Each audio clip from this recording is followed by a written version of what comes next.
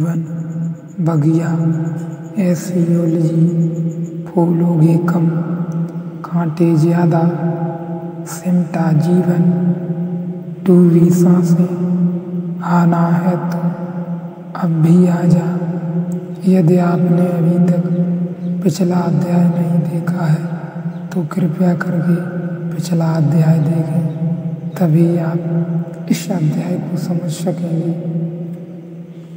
इतने मंदिर और इतने फूल और इतने सिर, जैसे वह आदमी मुझे दिखाई पड़े निपट बुद्धिहीन। वह 50 जन्म कोशिश करे तो एक मंदिर न बना पाएंगे। महंगा नहीं है सौदा। अब तो अभ्यास बहुत मजबूत हो गया। अब तो उल्टा अभ्यास करने में बड़ी मसाज की ज़रूरत पड़ेगी। बहुत मुश्किल है।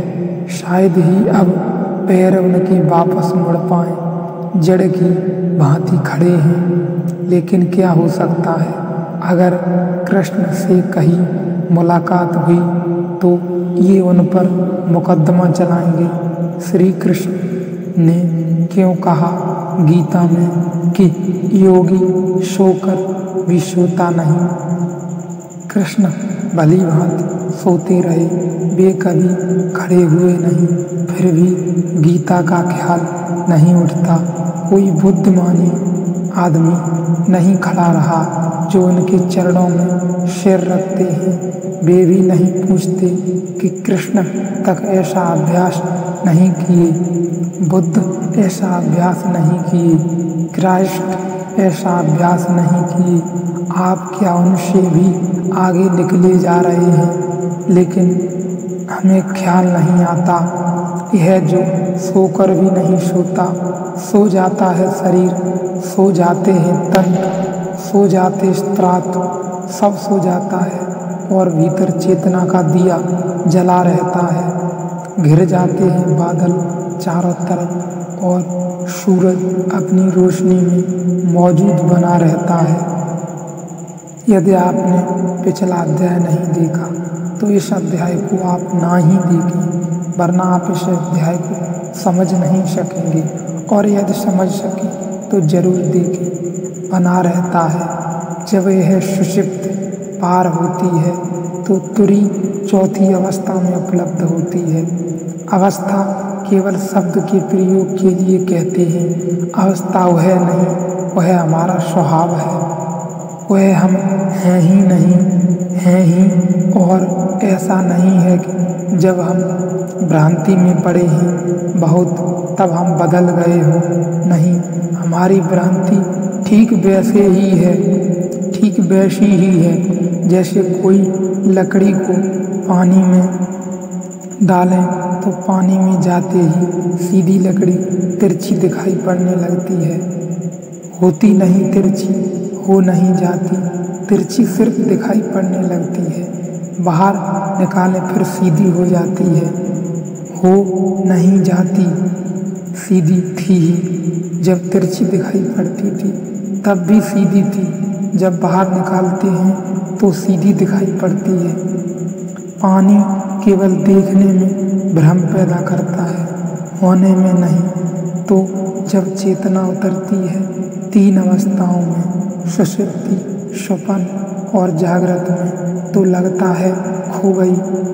खोती नहीं, खोती जरा भी नहीं, लगता है खो गई। जब वापस लौटती है तो पता चलता है मिल गई।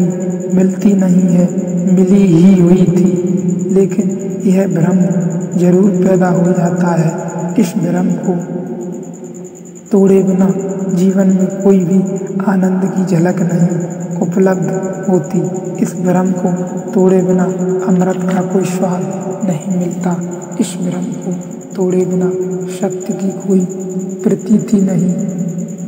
तो अब इस भ्रम को तोड़ना हो तो समझना बहुत काफ़ी नहीं है। समझना जरूरी है, काफ़ी नहीं है। समझना आवश्यक है, पर्याप्त नहीं है। चलना पड़े, यात्रा करनी पड़े। एक यात्रा हमने की है, वापस लौटना पड़े, घर से हम दूर निकल आए, घर की फिर खोज करनी पड़े। 1000 उपाय हो सकते हैं। इस खोज के कोई भी एक उपाय पकड़ ले तो भी पहुंचना हो जाता है। लेकिन अक्सर मैं देखता हूँ 3 तरह के लोग हैं। एक तो वे लोग हैं जो इस डर से कि कुछ करना न पड़े कहते हैं ये सब बातें पागलपन की हैं, ये है ही नहीं, ये है ही नहीं। मैं बहुत से ऐसे लोगों को जानता हूँ जो इसलिए ईश्वर को इनकार करते हैं, इसलिए नहीं कि ईश्वर से उनकी दुश्मनी है, इसलिए भी नहीं कि उन्हें पता है कि ईश्वर नहीं है, इसलिए भी नहीं कि वे कोई नास्तिक हैं, बल्कि सिर्फ इसलिए कि वे अत्यंत आलस्य से भरे हैं। अगर ईश्वर है तो फिर यात्रा की शुरुआत होगी, फिर झंझट शुरू होंगे। बेहतर पहले से ही इनकार कर देना है कि ये सब बातें ही नहीं हैं। इससे निश्चिंतता रहती है। इससे अपने आलस्य में हम प्रफुल्लित रहते हैं। जो है ही नहीं उसको खोजने क्या जाना, अगर होगा तो खोजने न गए तो भी बेचैनी शुरू हो जाएगी। अगर है तो फिर भी आप पड़े रहें अपने घर में ही बिस्तर पर तो भी बेचैनी शुरू हो जाएगी। कहीं कोई पुकार भीतर होने लगेगी कि जो है उसे खोजो। इसलिए बहुत बार मैं देखता हूँ कि बहुत से धार्मिक लोग अधार्मिक होने का आवरण खड़ा किए रहते हैं, सिर्फ इसलिए ताकि निकलना न पड़े, कहीं जाना न पड़े, कुछ करना न पड़े। उनका आलस्य उनकी नास्तिकता बन जाता है। दूसरे वे लोग हैं जो अपने आलस्य को नास्तिकता नहीं बनाते, वे और भी कुशल हैं।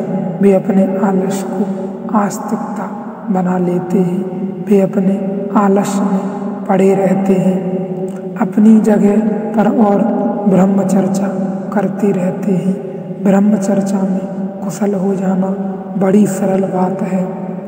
किसी और चर्चा में इतना कुशल होना सरल बात नहीं है, क्योंकि आप झंझट में पड़ोगे।